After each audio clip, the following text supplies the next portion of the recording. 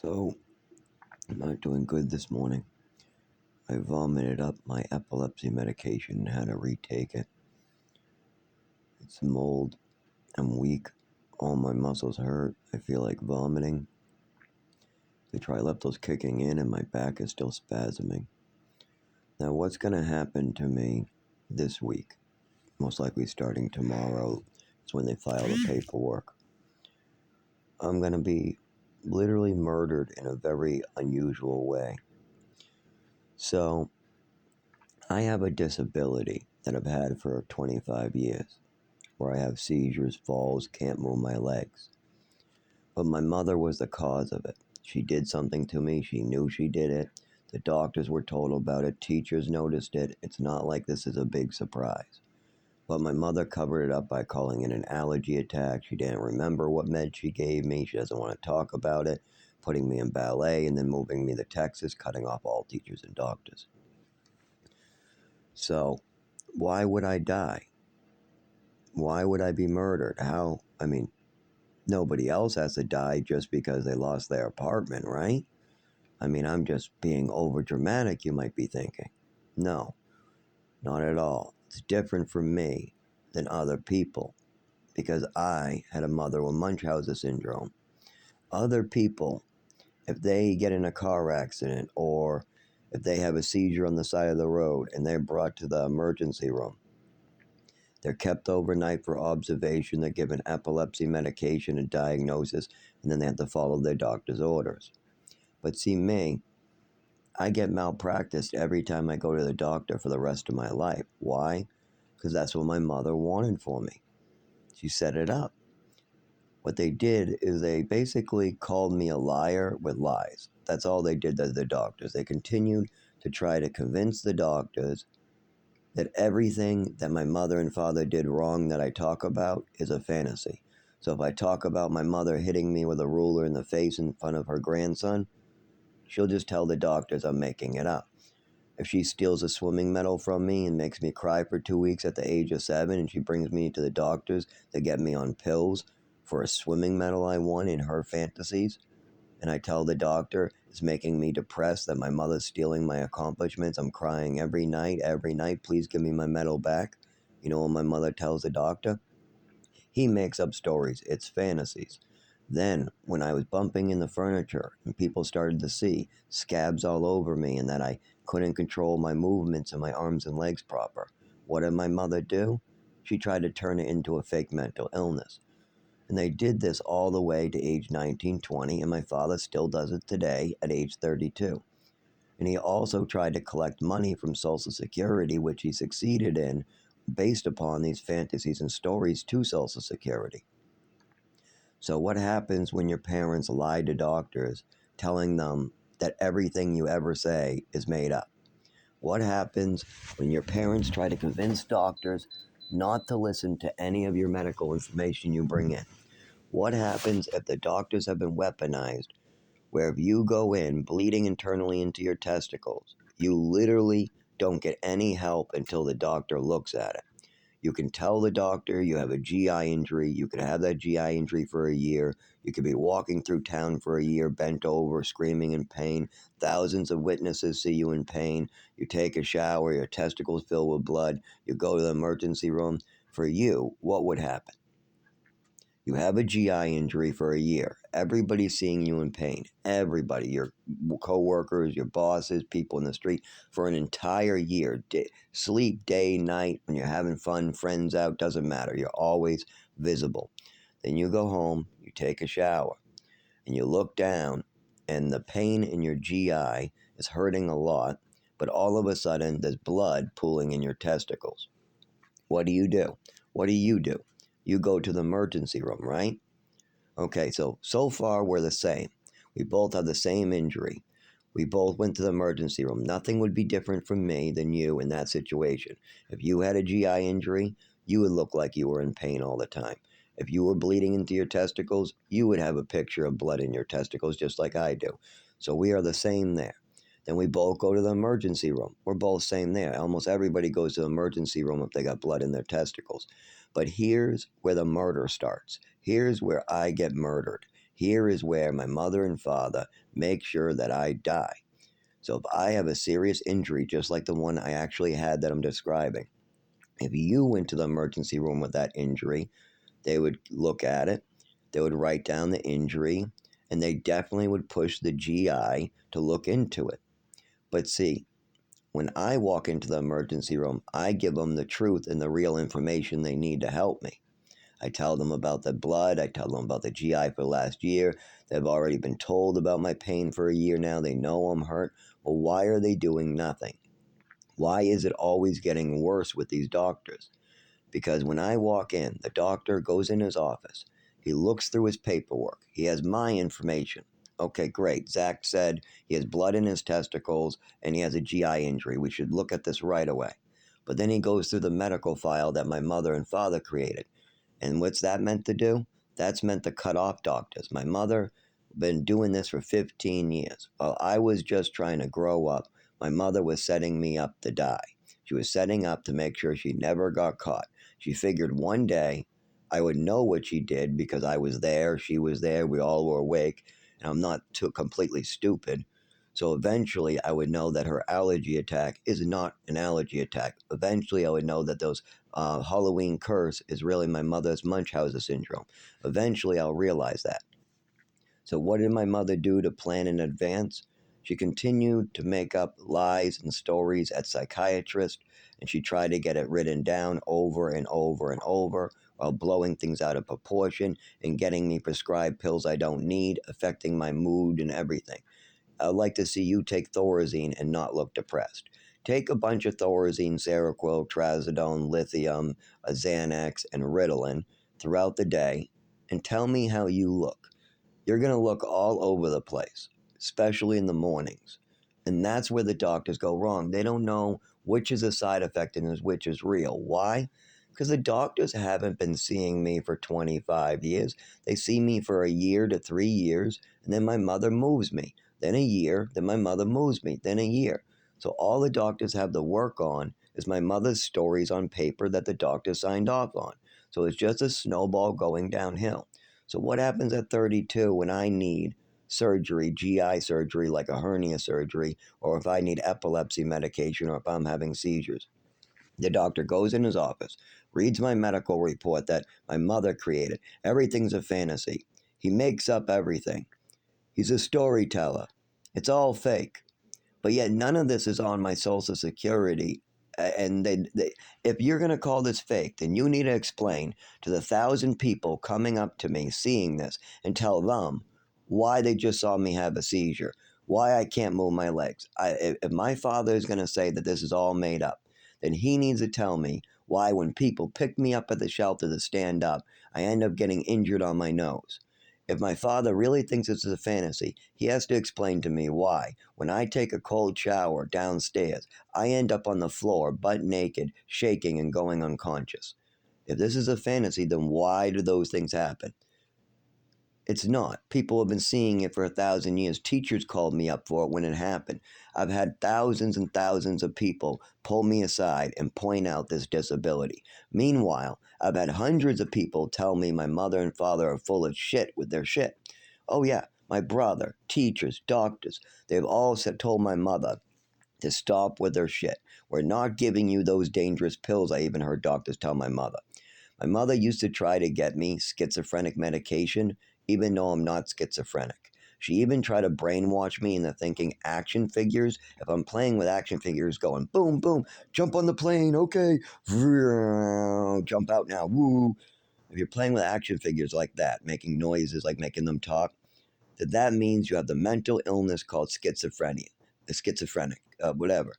And my mother kept on trying to manipulate my brain and brainwash me while demanding the doctors drug me with pills she has no idea what they're going to do and they're very dangerous. But the doctors knew better and told her to stop it. She wouldn't stop. She just switched to another med and another med and another med. Whatever had the most side effects, my mother wanted me on, and we weren't allowed to look at the side effect list. My mother told my father and me we're not to look at the side effect list because we might think that we have those side effects. Well, why was my mother telling doctors not to listen to me, not to take my medical information from me? Why was she telling them that I'm a liar, I'm a storyteller? How does that help anything at the doctor's? Especially that it wasn't true. All these lies, like she said, I'm lying about my swimming medal. No, I won that at the YMCA. The orphanage via St. Anne's brought me over to the YMCA. They had us kick water, tread water, and whoever stayed in water the longest got a medal. I know that. I was there. The girl knows it. St. Anne's, all the kids who were there know. I mean, I brought it home in my Lego box, so it's definitely mine. But what did my mother tell the doctor about that swimming medal? She said, I stole it from an African American. I must be out to get her. She also claimed that it must be an African American kid because he's more athletic. Then when I said, please give me my medal back, I won that in the orphanage, please give me it back. She then called me a liar again, said everything's a fantasy, told the doctors not to listen to me, that everything's a fantasy and I need to be drugged and medicated. Now, she did this from age 5 to 20, and my father continues to do this with people today on the phone when they ask him about me. Instead of trying to let me live my life, he wants to continue lying, manipulating, and protecting a woman who committed crimes that's no longer even alive. My father's like, well, I wish she was here so I could ask her about it. Dad, you want to know what Mom would say if she was here? It's a lie. It's a fantasy. Don't help him. That's what she would say. You know why? Because she always did that. Every time at the doctor's office, every time, she would always try to cut off anybody from finding out what's really going on with me. 25 years. And we've been using the person who hurt me or who the doctors are listening to. That's like a rapist raping you in a basement, and then the doctor's putting him in charge of you as your care. Hey, you need a caregiver and you were just raped and you're in the hospital? Let's go get your rapist to be your caregiver.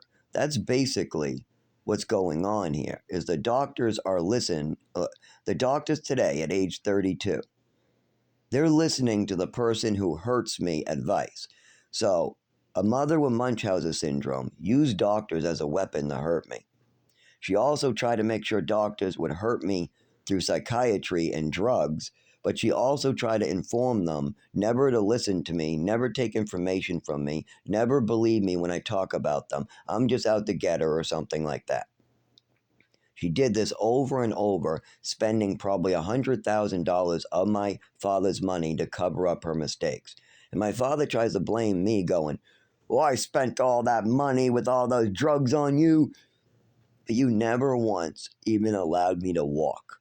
When teachers and people wanted to focus on my physical therapy and things like that, you guys ignored it and ignored it and ignored it. As soon as we left for Texas, nobody wanted to worry about my physical health. In Westford, we're all worried about my physical health. There's speech therapy, there's physical therapy. My mother's trying ballet to confuse me, even though she could do any other type of doctor. And it's still continuing today at age 32. So we know my coordination never got better. It's actually got worse and worse and worse. And they know this from me throwing tiles, playing basketball, just in general. I try to move my body, it doesn't move right. So did my mother and father do anything about this after Westford? Yes. My mother tried to cover it up. They did something. They tried to ignore it and cover it up and make sure doctors did not know that I had another problem from an overdose that's actually my underlying problem. But see, the person who hurt me, the person who was drugging me, the person who was slipping me pills, the person who was smacking me around, is who the doctors listen to today. So if you called my doctor and asked about what I'm speaking about on these videos, they'll have no clue how to make heads and tails. The only thing my doctors can speak on is the bullshit my mother and father made up on Social Security, because they got money for it. Remember, they made up stories over and over and over about me, about all these illnesses. And if you need an example, my mother tried to convince everybody, or at least the doctors, that I was schizophrenic. But the doctors knew better. I don't hear voices. I have none of the symptoms. Why do you want your son on dangerous meds? That type of idea. But she did this with every illness. If I was sad because a girlfriend left me, I'm depressed. If I'm taking depressants and I look tired, I'm depressed. If I'm bumping in the furniture and I got scabs all over my shins and my elbows and my wrists, from bumping in the doorknobs and bed frames and doorways and things like that. And my mother and father call me in, and we finally can get me the help because they see a symptom. Let's bring it to a physical doctor. No. What my mother wants to focus on is covering it up. So what does my mother call her child bumping in the furniture for over 10 years? When my mother is confronted and she hears straight from her son's mouth that he falls down, he bumps into things, it's like stubbing his toe all the time.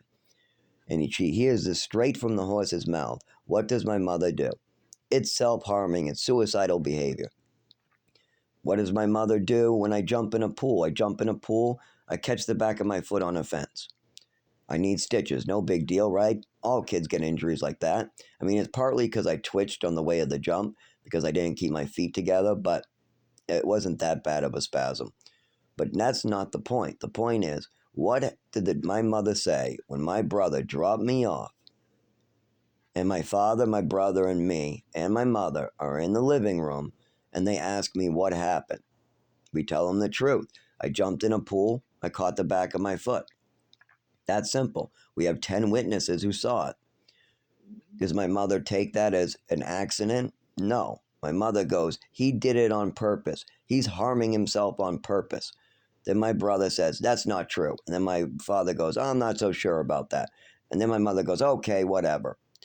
Then they walk away. My brother and my father walk away. And as soon as she turns over her shoulder to see if they're far away, she gets right back to me, sticks her face right in my face, nose touching nose, and says, I don't care what they say. You're a self-harmer, and that's what I'm telling the doctor. See, the problem I didn't realize is my mother thought I knew. She thought I knew what she was doing. I had no idea she was harming me, drugging me, and why she was lying about me at the doctor's. I knew she was lying all the time and nobody would believe me. But like for instance, here's one where my father should have been able to pick up on my mother lying all the time. But once again, they just turned it around on me. So we're in the living room, and my mother threw a shoe and almost took out my eyeball. So it's bothering me that my mother is acting so unstable, childish, and abusive. So I tell my worker how my mother flipped out, started screaming at me. She threw a shoe at me, and then the cops were called. The worker asks, is this true? And my mother goes, no, it's not true. I don't remember it. And then I say, she's lying. Then she goes, no, you're lying. And then I go, no, you're lying, Mom, you're lying. Then she goes, no, you're lying. I go, stop calling me a liar with lies. What the fuck? And it's so hard for people to understand when people are lying about lying. That is like such a confusing one for society today, that the people who are liars are calling other people liars. That's what my mother did. She would make up stories whenever she was in trouble, whenever my mother smacked me or drugged me or I had an overdose, and people like teachers or doctors were concerned about my mother's behavior and my health. My mother would just come up with a mental illness of fantasy, call me a liar, call me a fantasy spinner, and then take me far away from those doctors and teachers. And then she would keep abusing me over and over. Mentally, physically, abrasively, whatever you want to call it, but she did it all. She physically abused me by smacking me, but I don't even care about the ruler leaving a mark on my cheek. It wasn't even that bad of a mark. It was more like a red mark, but and it wasn't like a slap of the ruler. This is a corner of the edge, and it's not even like I did anything. It's not like I got in trouble.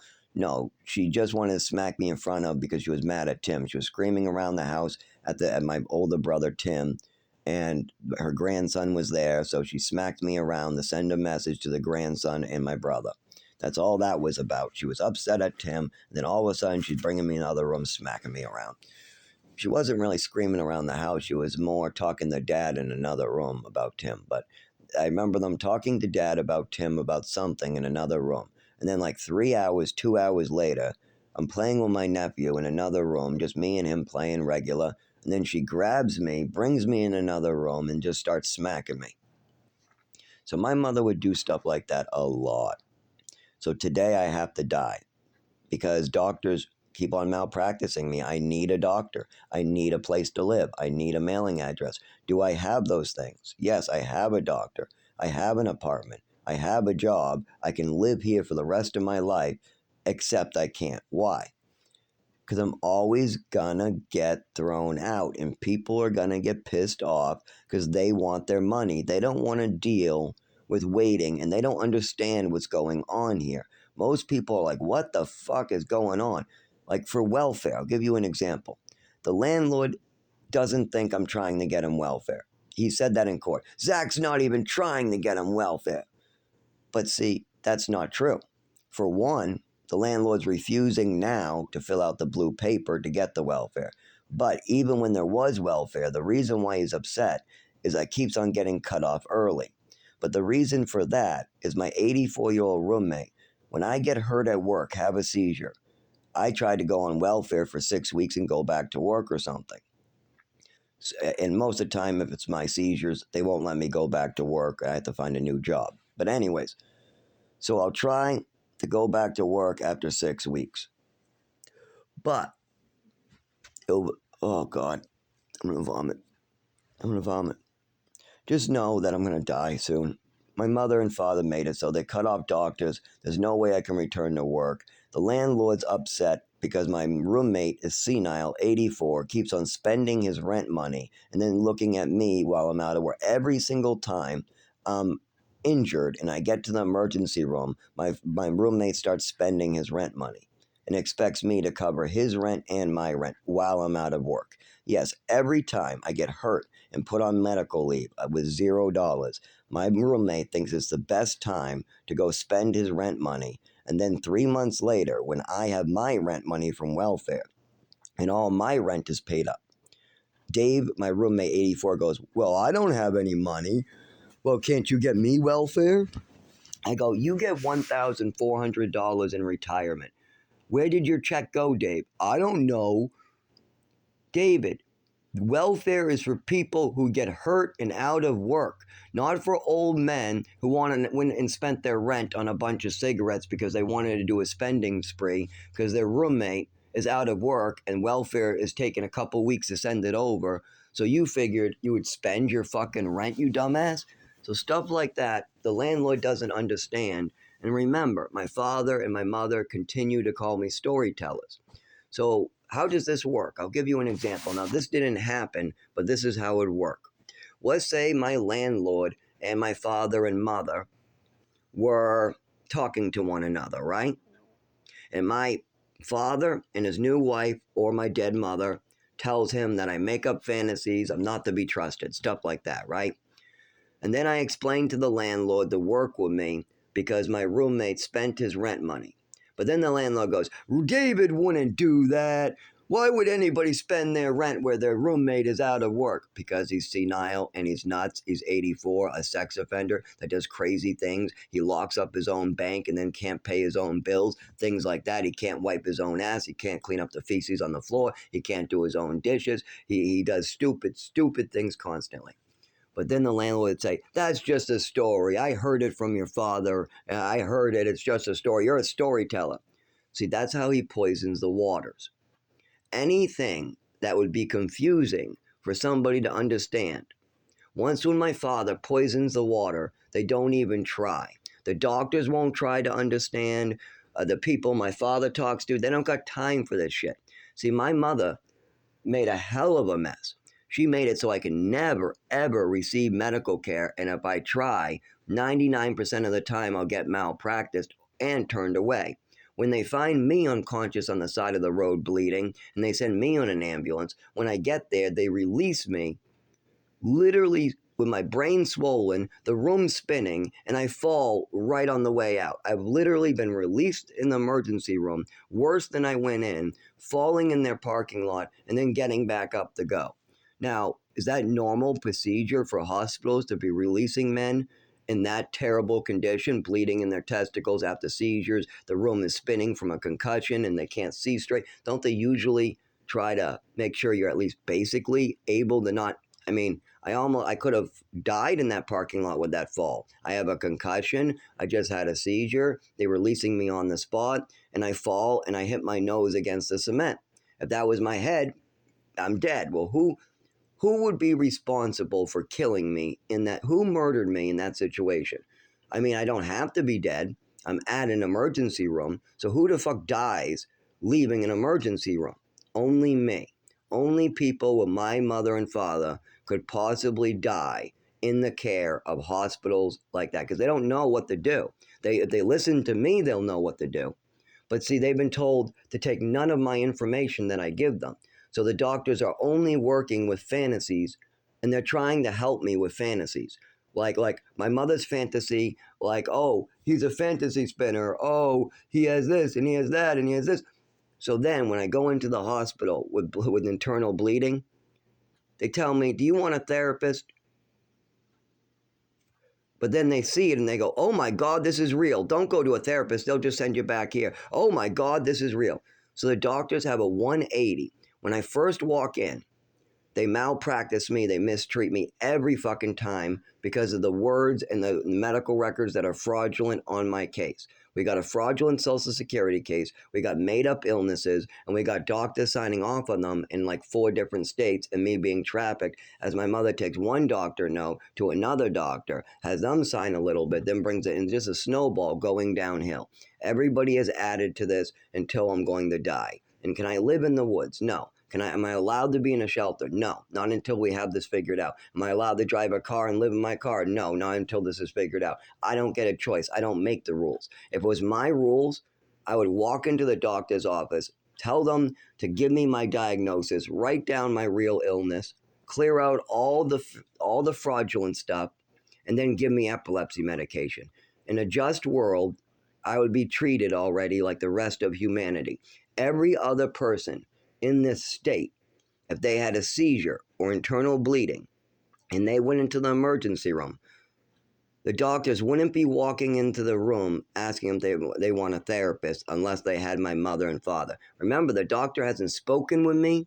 He hasn't seen me yet. All he's done is looked at my medical records. That's all he's done. First words when he comes in after looking at my medical records is thinking that this might be some psych illness. But then when he actually looks at the patient and listens to me, he goes, oh my God, this is real.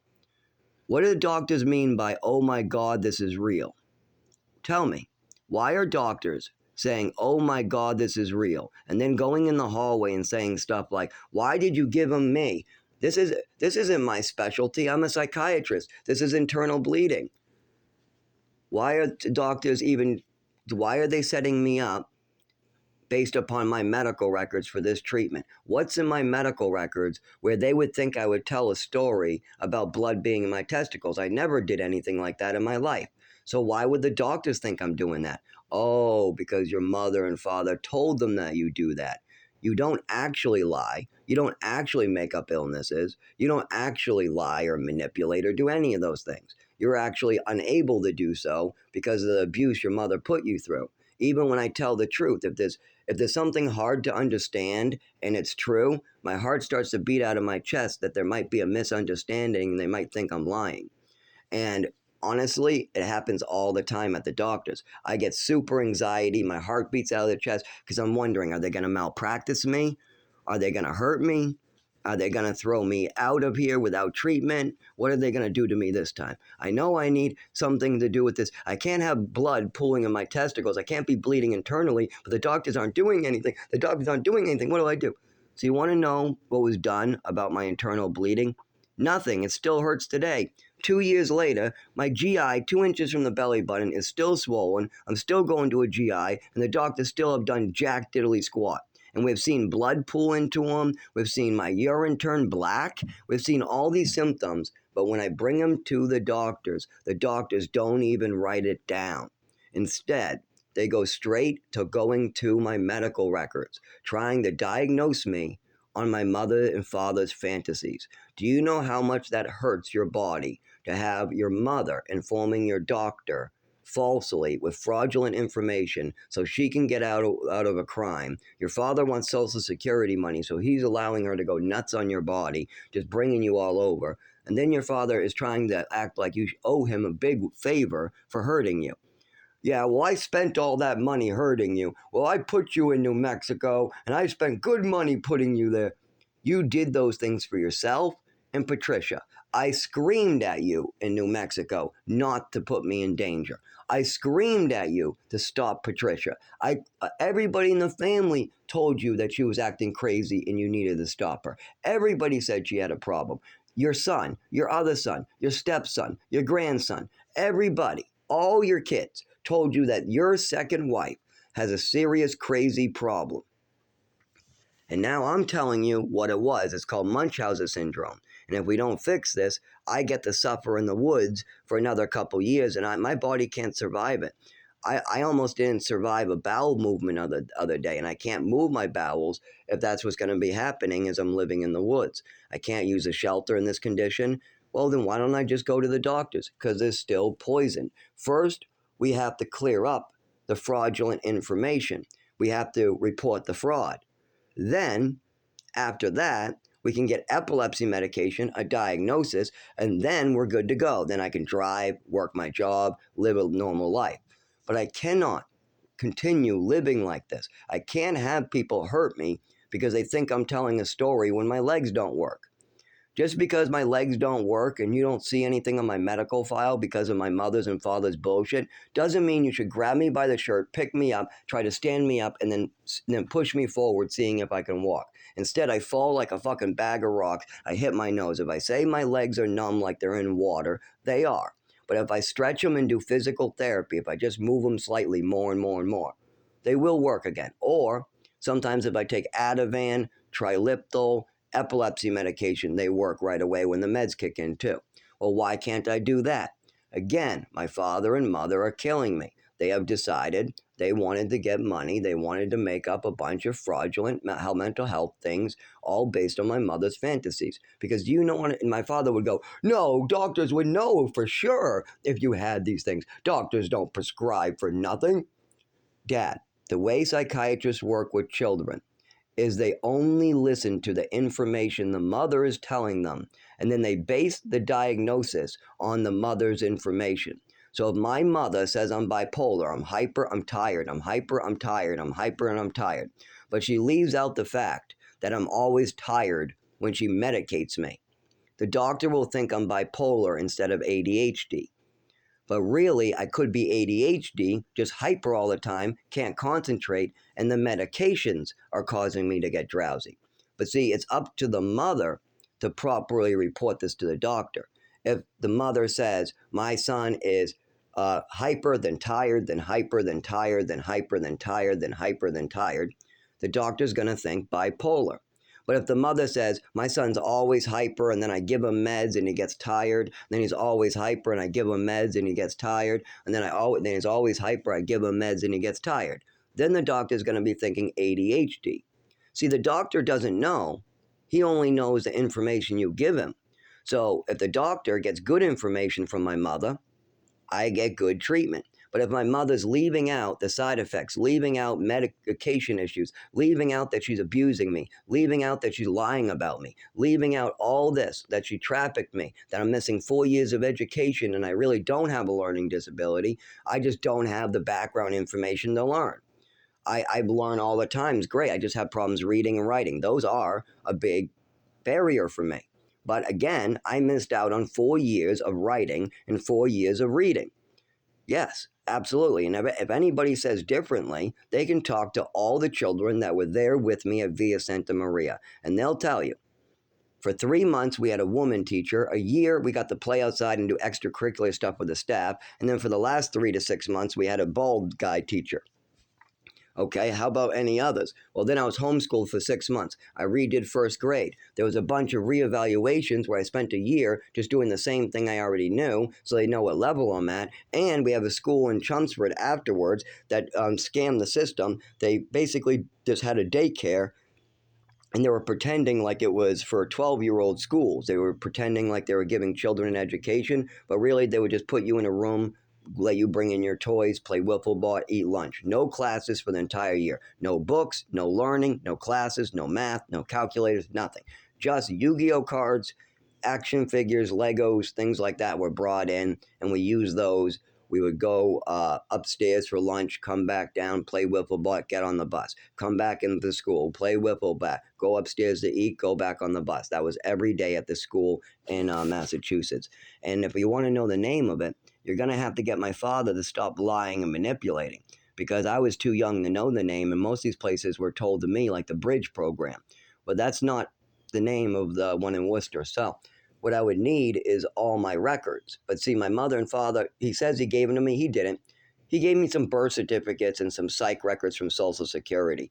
A bunch of bullshit that doesn't matter. A bunch of stuff that doesn't help me. It just hurts me. If I try to get health care based upon the information my father keeps on trying to give me, the made up Social Security case that just has a bunch of mental stuff on it so they can get money, that doesn't help me move my legs. It doesn't help me move my arms. It doesn't bring my speech back to normal.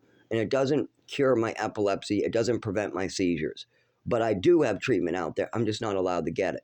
So now I got to lose all my belongings, about $20,000 worth of stuff. I can't go back to my job. And I'm going to have to be living in the woods by probably Wednesday. Tuesday, they file with the sheriff. They said about Wednesday or Thursday, he'll be here to lock me out. And I don't even have a vehicle now to put my stuff in the storage. I don't. I had to use the money I had to pay up because my roommate is in the hospital. He can't access his money to pay his half of the rent, so I've had to borrow money and put it in there. So yeah. So what am I going to do when I'm in the woods with nowhere to go? No doctors will do anything but malpractice me. So I'm not allowed to work. I'm not allowed to collect Social Security. And they keep on saying, you can go to Social Security. But then they play games. They want me to go all the way to Concord. But then they order court on the same day. And then I call Social Security. They won't change the day. Court won't excuse me. There's a bunch of shit like that. But Social Security only has the old information anyways. We need the right information on my Social Security. What is the point of collecting Social Security anyways when I can work if we just get me basic things like hernia surgery, epilepsy medication, and paperwork? Why should I have to be on Social Security just because my mother and father don't want me getting help from a doctor and they made sure to misinform doctors for 15 years?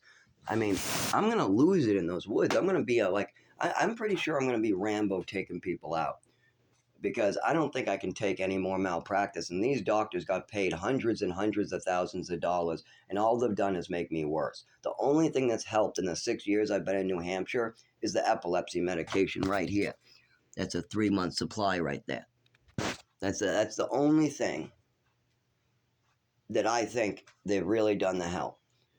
I mean, they could have given me surgery, but they didn't. There's so many things they could have done on time. They could have even worked with me to get David a rep payee so he would stop spending his rent money. We could have worked out so many things, but instead, they want to cut off services. And the Department of Health and Human Services, Beth, who I was working with, me and her were working great. I was stressful. It was a stressful conversation. She wanted my father's number. I warned her not to take information from him. Guess what she did? She tried to get information from him. She started asking him questions. And of course, my father gave those same old answers. It's a fantasy. It's a lie. Don't listen to him. It's a red herring. It's an immaturity issue. He's mentally ill. How is that going to get me treatment for epilepsy? How is that going to fix my records? How is that going to let me go back to my job? How is that going to convince the doctors to stop malpracticing me? It's not. It's meant to hurt me. It's meant to kill me. And that's exactly what they did once again. And we have these statements on record. They continue this after 25 years, and I'm dead. I'm dead. They killed me. I don't know what else I can do. I mean, it's out of my hands. I'm not forcing them to kill me. I went to Beth. I went to the doctors. But somebody talked to them and poisoned them. Everything was going good. We were moving forward. Things were getting done. I was getting epilepsy medication that was just a stopgap measure so we could get the real epilepsy medication to be added on to it afterwards. Everything was moving forward. And then they talked to my father and his new wife. They go through the old Social Security medical records. And then Beth isn't answering the calls. She's not filing the paperwork. She fucked up the Social Security paperwork on purpose. I got calls from them saying that she filed the paperwork at the wrong time, meaning we have to restart and restart. She wasn't taking the calls. She wasn't answering all of a sudden, after she talked to my father, she's acting funny. She's acting all hurting me, basically. making me spend 2 years to just get one piece of paper done. And before she talked to my father, there was no problems. After she talks to my father, it's impossible even to get a hold of her. Same thing with the doctors. As soon the doctors are helping me. I even got one coming up from Massachusetts, taking my insurance. One of the best in the country, Dr. Hoth, a neurologist. He works great for epilepsy. He's coming up. They want his name. They're also my emergency contact. What do? They give information to the hospitals like it's a fantasy, it's a lie, it's a mental illness. Don't believe them. Don't waste your money. So what happens? The doctors don't want to take a risk because now it could be that you guys are hurting me, or it could be I'm just mentally ill. They don't want to take a risk, so they just don't. Well, how about the insurance companies? They would at least keep my emergency bracelet on in case I have a seizure on the side of the road again, right? Of course not. My father talked to Beth. She is one of the people that work for New Hampshire Health and Families, the Department of Human Services. So when they make a report to her, it goes to my insurance company. So when they said this is all a fantasy, it's all made up, I'm playing a game, my insurance company got that message. So they turned off all my emergency equipment, saying I don't need it anymore, even though I literally need it more than ever. But of course, they're listening to people who want to hurt me. Once again, my doctors and the people around me that are supposed to be helping me are cutting off services, screwing with me because of the statements my father and mother are making, and or my mother already made. And his new wife, who has no clue what the fuck is going on, she's jumping right into it.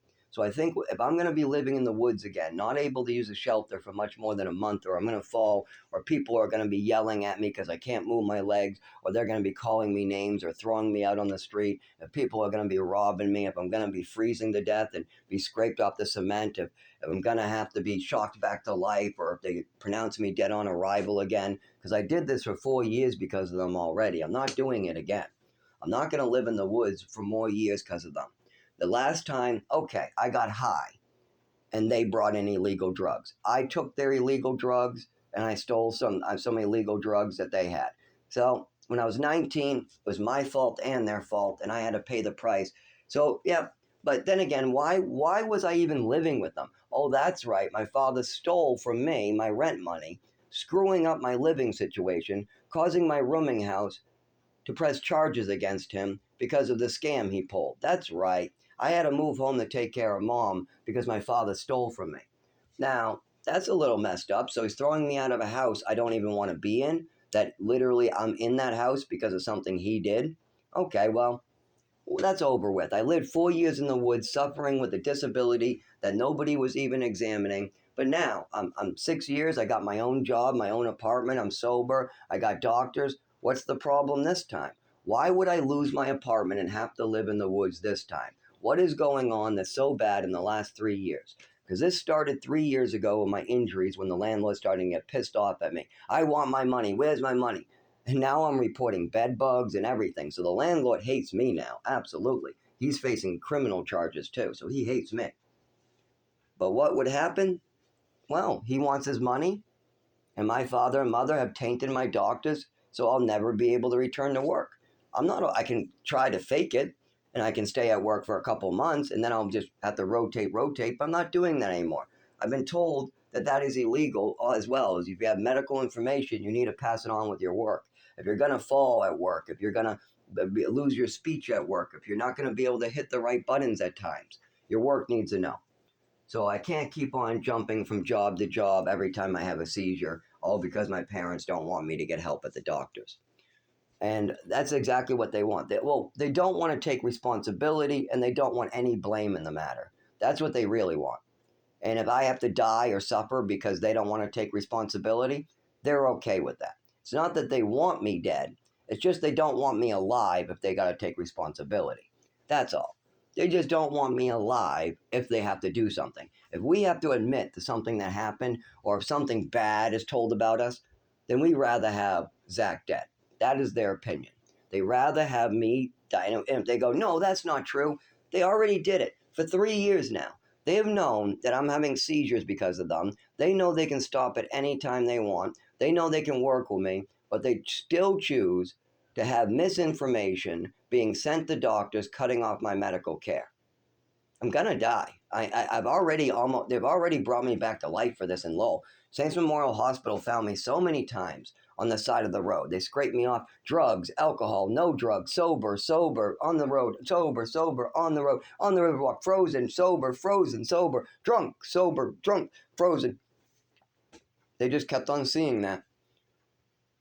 Week after week, I would have a seizure, a fall, and I would try to treat alcohol because sometimes the alcohol would allow me to walk and numb the symptoms when it was zero. But you can't like cure yourself without doctor's help.